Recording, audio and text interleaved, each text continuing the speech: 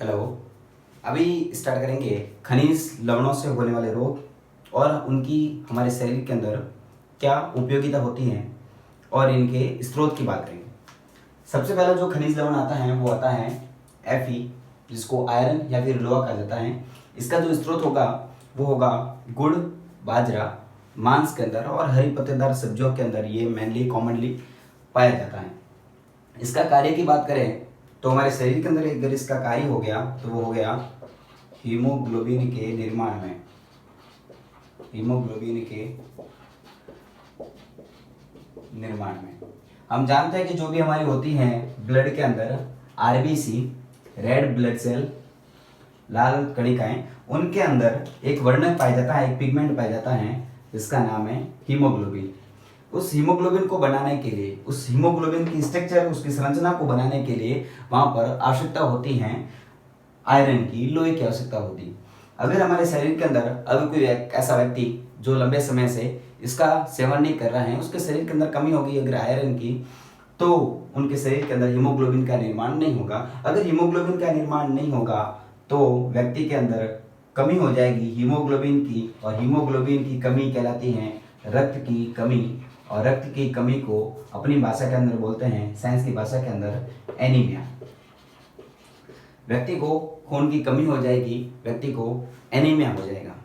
तो सेकेंड तत्व है अपना आयोडीन, जो कि पाया जाता है, जिसका स्रोत है समुद्री नमक, समुद्री भोजन, मछलियों के अंदर, जामुन के अंदर और हरी पत्तेदार सब्जियों के अंदर ये पाया जाता है। हमारे शरीर के अंदर इसका अगर कार्य को देखें तो इसका कार्य होता है हमारे शरीर के अंदर जो हमारी ग्लैंड पाई जाती है, ग्रंथि पाई जाती है, थायराइड ग्रंथि। जो ट्रेकिया होता है, श्वास नली होती है, श्वास नली के ऊपर एक ग्रंथि पाई जाती है जिसका नाम है थायराइड ग्रंथि। ये थायराइड ग्रंथि एक हार्मोन बनाती है, थायराइड ग्रंथि, और थायराइड ग्रंथि एक बनाती है हार्मोन। हार्मोन बनाएगी, उसका नाम है थायरोक्सिन हार्मोन। ये थायरोक्सिन हार्मोन बनाने के लिए हमारे शरीर के अंदर आवश्यकता होती है आयोडीन की। तो भाई इसका काम क्या हो गया? इसका काम हो गया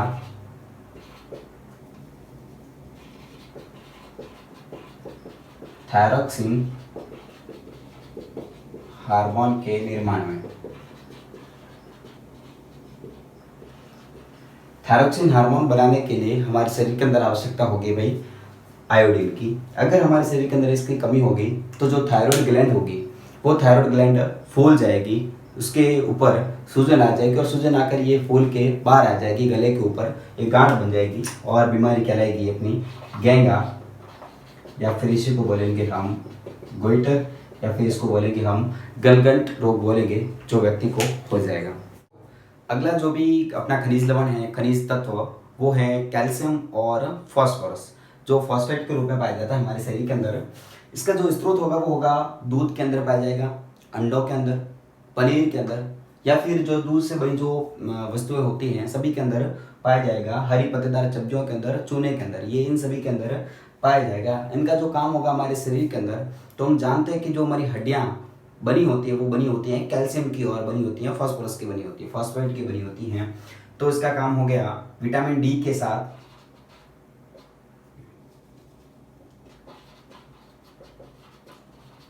विटामिन डी के साथ मिलकर हड्डियों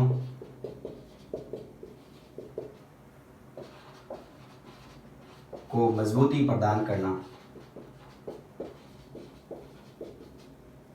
ठीक है, तो विटामिन डी के साथ मिलकर हड्डियों को मजबूती प्रदान करना। जो हमारी हड्डियां बनी होती हैं वो कैल्शियम की और फॉस्फोरस की बनी होती हैं, फॉस्फेट की बनी होती हैं। अगर इनकी कमी होगी हमारे शरीर के अंदर तो सीधी सी बात है, जाहिर सी बात है, जो हड्डियां होगी, हड्डियां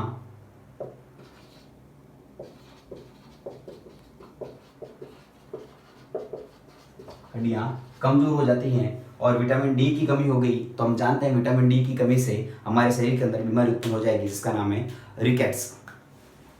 तो कैल्शियम या फिर फॉस्फोरस की कमी से हमारे शरीर के अंदर हड्डियां कमजोर हो जाएगी, जिसको बोलेंगे ऑस्टियोपोरोसिस बोलेंगे।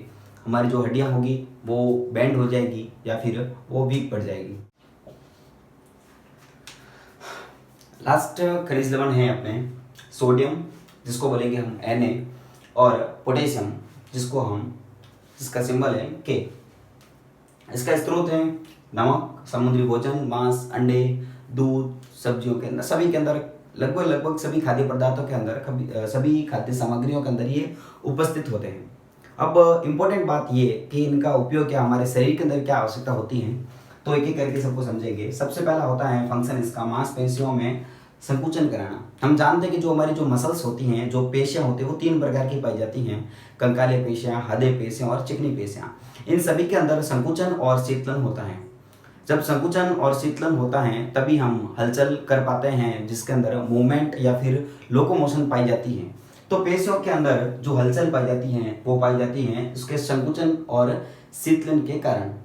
तो वो संकुचन और जो शीतलन होगा वो सोडियम और पोटेशियम के कारण ही होता है। अगला है तंत्रिकीय आवेग संचरण। तो कहने का मतलब जो न्यूरॉन होते हैं हमारे शरीर के अंदर, तो वो मैसेज को लेके जाते हैं, सिग्नल को लेके जाते हैं, तो वो आवेग को लेके जाएंगे, जिस इम्पल्स को लेके जाएंगे, तो उस इम्पल्स को आगे पास करने में, आवेग को आगे संचरण करने में हेल्प करेंगे पोटेशियम तथा सोडियम। अगला जो खेल है इसका वो है विद्युत अपघट्य संतुलन। तो भाई ये क्या मान रहा है, तो हमारे शरीर के अंदर सारा जो खेल होगा वो इसी का होगा, विद्युत अपघट्य संतुलन। कहने का मतलब हमारे शरीर के अंदर जो आयन होंगे उन आयन का संतुलन बनाए रखना। हमारे शरीर के अंदर अगर आयनों का संतुलन बिगड़ गया तो हमारे शरीर के अंदर बहुत सारी डिजीज हो सकती हैं, जैसे कि ब्लड प्रेशर का बढ़ना और भी बहुत सारी जो बीमारियां होगी वो इसके कारण ही होती हैं, विद्युत अपघट्य के ऊपर नीचे होने के कारण। तो हमारे विद्युत अपघट्य का संतुलन बनाए रखना, जो हमारे शरीर का जो एसिड और जो बेस जो सिस्टम है उसको बनाए रखना। अगर हमारे शरीर के अंदर इसकी कमी हो गई तो मांसपेशियों का संकुचन प्रॉपर ढंग से नहीं हो पाएगा, तंत्रिकीय आवेग संचरण नहीं हो पाएगा, तो व्यक्ति को लकवा होने के भी चांस रहेंगे। और अगर कोई भी किसी को इम्पल्स, अगर कोई माना कि सुई छूट गई तो उसका जो इम्पल्स होगा वो उसके मस्तिष्क तक तीव्र गति से नहीं पहुंचेगा, व्यक्ति को संवेदनाओं का स्पष्ट रूप से पता नहीं लगेगा। और विद्युत अपघट्य संतुलन अगर बिगड़ गया तो व्यक्ति के अंदर बहुत सारी गंभीर बीमारियां होने के चांस रहेंगे, जैसे कि हो गया रक्तचाप, हो गया ब्लड प्रेशर इत्यादि।